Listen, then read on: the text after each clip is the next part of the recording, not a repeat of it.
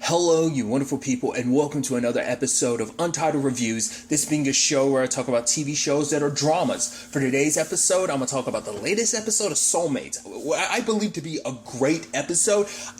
This is so interesting because, this show, once again, that's the benefit of being able to have an anthology. You can just do whatever you want to with certain episodes. This is another example because I feel like this show isn't necessarily twisty. It's genre bending. It's a drama, but it does so much with the drama. Like I said, thriller or, I think this was a suspense thriller episode, but you have a very,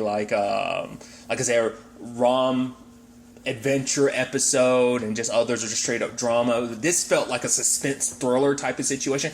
This feels like this could have easily just been a movie all on its own, right? This could have been like a movie, but nevertheless, it took unexpected turns for me, and I thought that was so good. I don't think because I feel like episode 2 is the only other episode that really had a twist to it. Maybe just because of the whole genre expectations, you can make the argument the other episodes kind of had their own twist to them. But I feel like episode 2 is the only one that really had a twist. This had a major ass twist to me, almost I wouldn't go as far as saying like a Shyamalan twist, but regardless, let's get into it. Obviously, we get introduced to Caitlin, who's played by Betsy Brandt, the actress who played Marie. Obviously AMC connection wise, Breaking Bad, which was awesome, so that was pretty dope.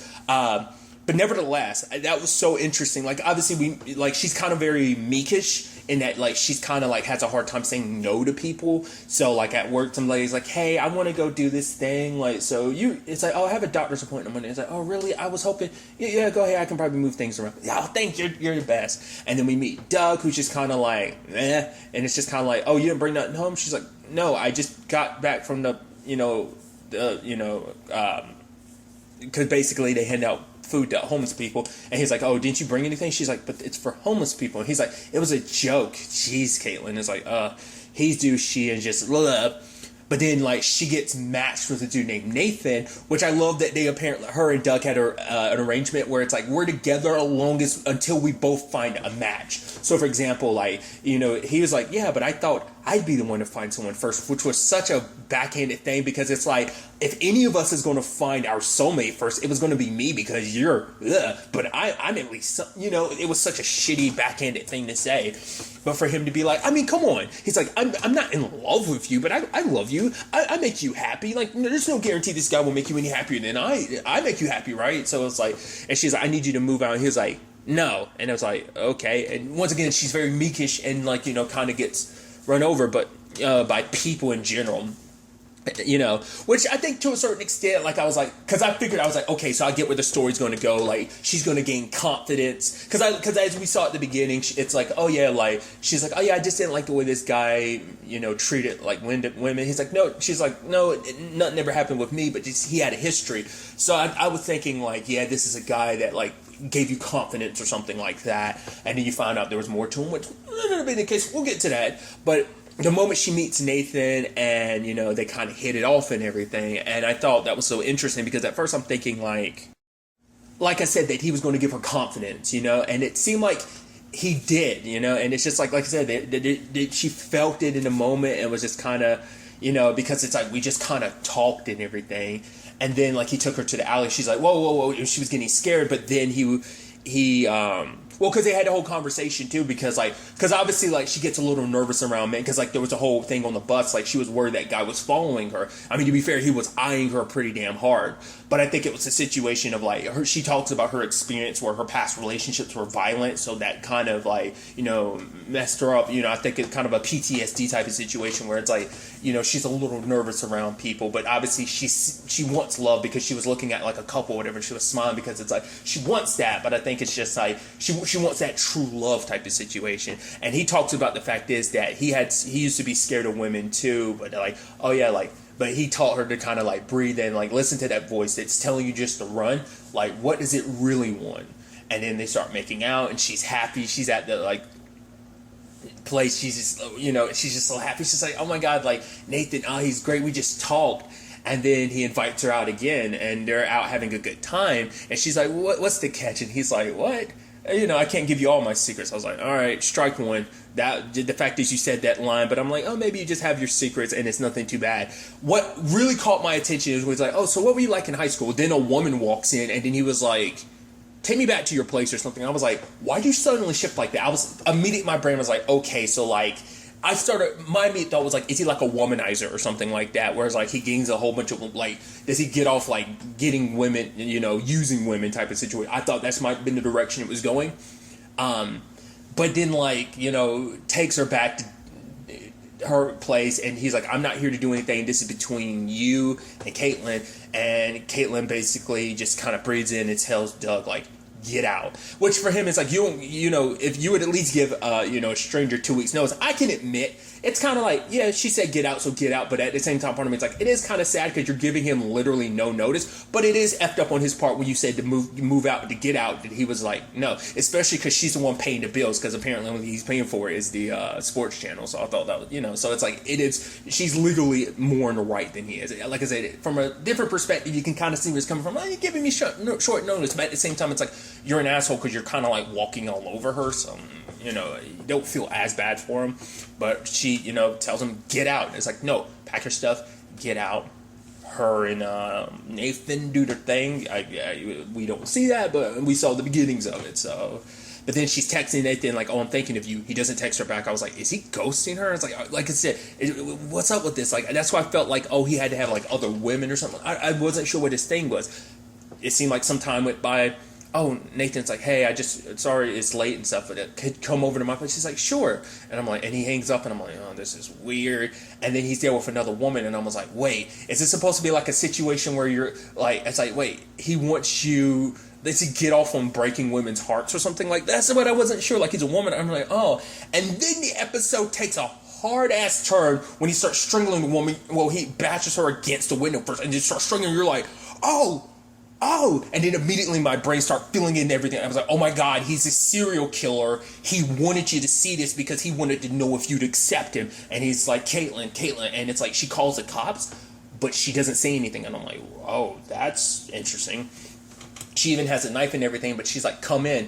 And that's what this was all about. That's why he was ghosting her. That's why when the moment that woman walked in, it clicked in him why he was like, take me to your place. Because he wanted to see probably the way she handled Doug. Because he saw something in her. Like, the reason why we're brought together, like, there was something in her. That darkness, he saw it in her, and he wanted to see it blossom. And I think during that Doug situation, he's like, yeah, I think you're there, So I think he wanted to really give it a couple days to see whether or not, like, he was like, all right, I got her, is this true love? I got to take a chance. And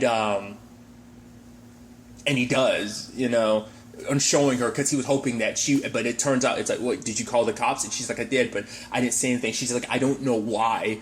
And it's just kind of like, that's what, he said the reason why he took the test is because he was lonely.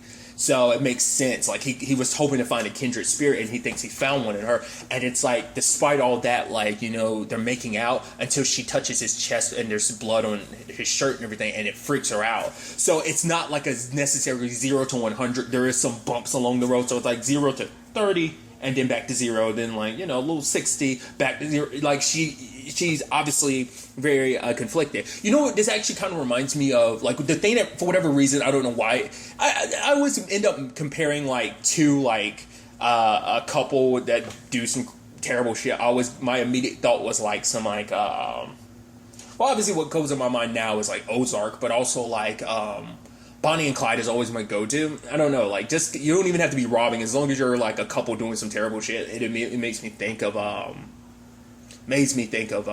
Bonnie and Clyde. But I don't know why. The thing that first came to my mind too was Mr. Brooks. I don't know what the movie Kevin Costner, which also immediately made me think of the Asking Alexandria song that's based on that. I think it's just called like Hey Mr. Brooks, isn't it? It's been a long time since I've heard the song. It's got Sean from Alisana in it. Regardless, tangents and all that. But that's what immediately came to my mind. But obviously, it ends up being this interesting thing where it's like she still hasn't contacted the cops, and she's talking to the lady from, like, at the soup kitchen that she works at, being like, because it's like, whoa, is Nathan do something? It's like, but it's like Nathan isn't who she thought she was, and it's like, for her, it's like, She's like, I thought I was am I a good person? And it's like, you are a good person. Obviously, look where you are.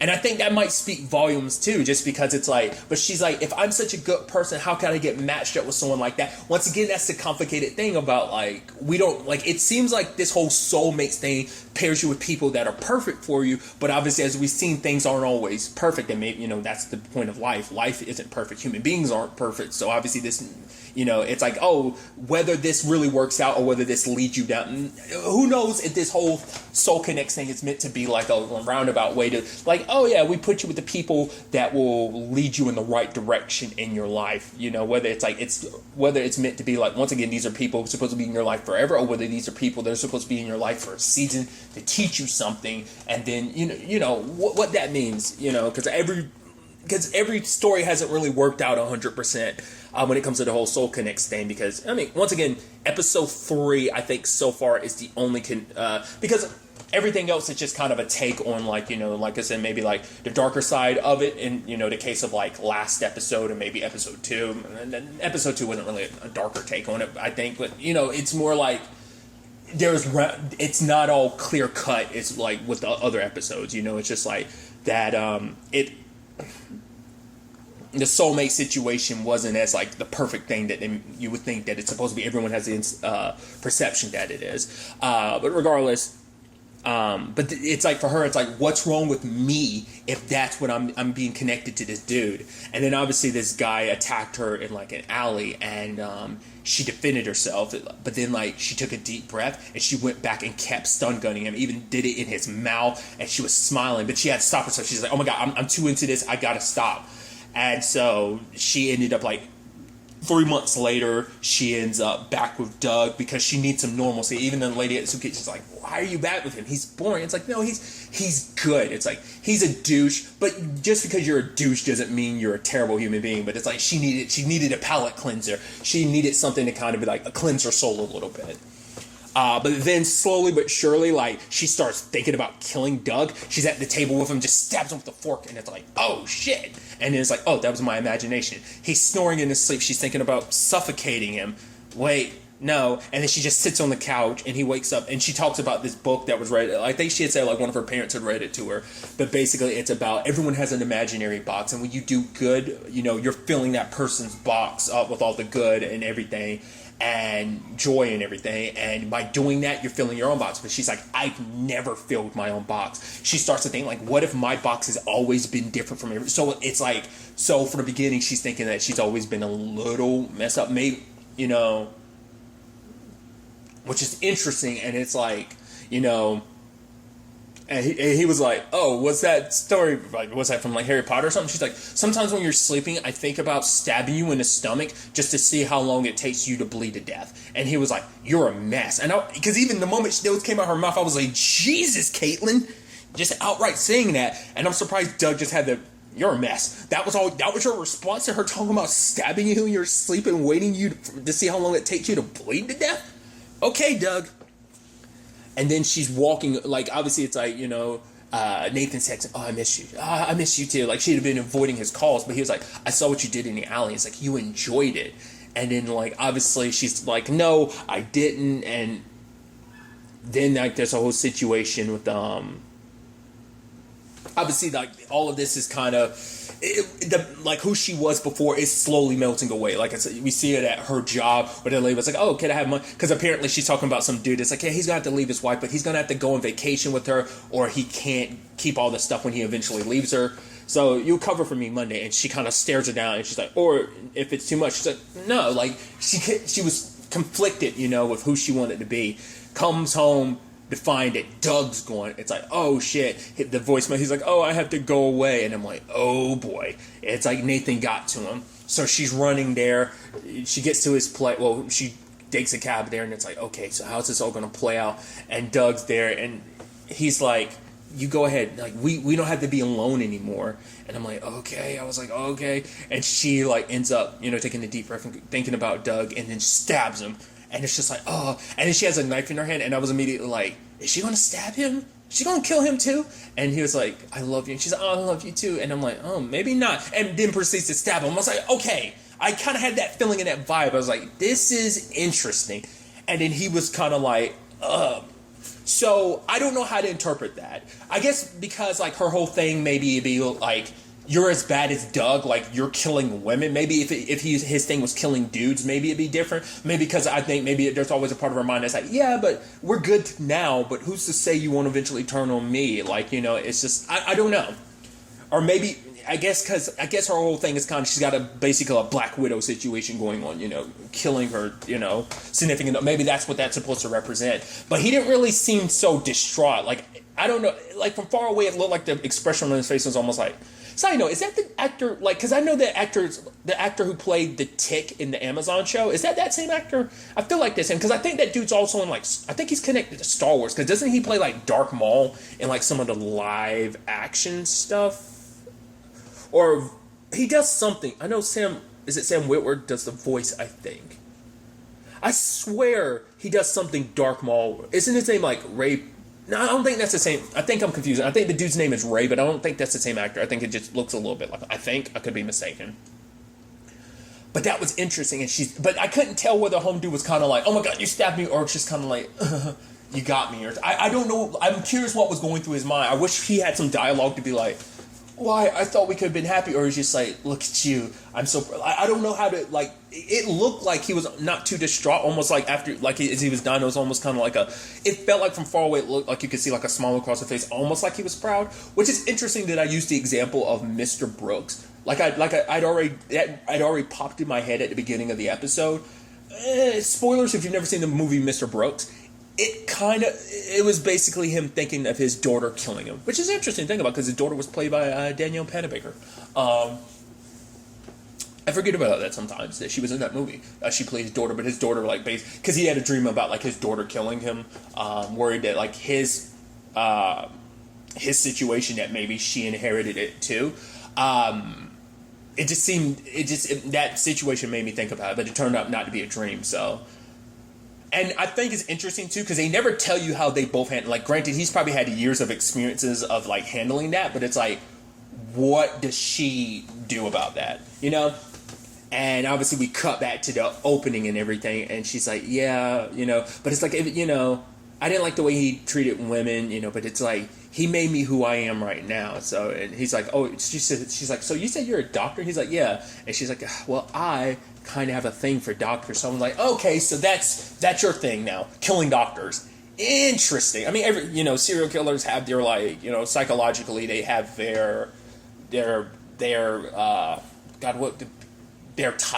you know. So I guess it's like, well, home dudes, you know, Nathan's was women. Maybe it was women that looked kind of like Caitlyn, but you know, in her case, it's like that started her thing of, like, you know, it's like. Maybe it's like always trying to recapture that love to a certain extent. Maybe like that thrill of killing and love, it got mangled and tangled. But it's like, this is who she's always technically been. It's just been below the surface. He just brought out what was already there. As she said, like, maybe my bucket's always been different. And she gets that joy. Like, once again, like, her bucket never got filled. But I think doing this, it's like, oh, killing Doug, killing Nathan. It filled her bucket for the first time in forever. So I think... like I said, that was just interesting. The show continues to go. That's probably why I should give more anthologies a shot. It's just, I always like being able to follow one set of characters to a story. You know, I mean, but to be fair, I've got plenty of shows that allow me to do that. But it's always that thing of like, you're wondering what would be the next step in that story. That's why I'm like, this would make a really interesting movie. I'm sure there's probably plenty of movies that have the same through line, but it's still just kind of like interesting. Finding your serial killer soulmate and everything, you know, so, because, I mean, isn't that kind of what, I mean, it's different circumstances, but isn't that what Monster was kind of about? I mean, granted, that was based on a true story, but like, that was kind of what Monster was, wasn't it? To be fair, I don't think I've ever seen that movie all the way through. I've seen bits and pieces years and years ago, but I don't think I've ever seen that movie all the way through. I don't think so. That was very, like, regardless, I'm going on a tangent and all that, but, yeah, it was just a really interesting episode. I'm like, holy shit, that was wild. I'm curious to see where we're going to go next. Hopefully something a little lighthearted, because that's a little bit, like, last episode was depressing, but a little uplifting, at least to a certain extent. This is a very kind of like, whoa, yikes. Like I said, suspense thriller episode, so I'm like, where are we going next? We go maybe some more romantic comedies, kind of like romantic adventures, like episode 4. Get a little bit of that, maybe. I'm curious to see where the next episode takes us with all of this. But really, that's all I want to talk about. Till the next time we meet, be happy, be safe, live life to the fullest, and enjoy it. Good day and goodbye.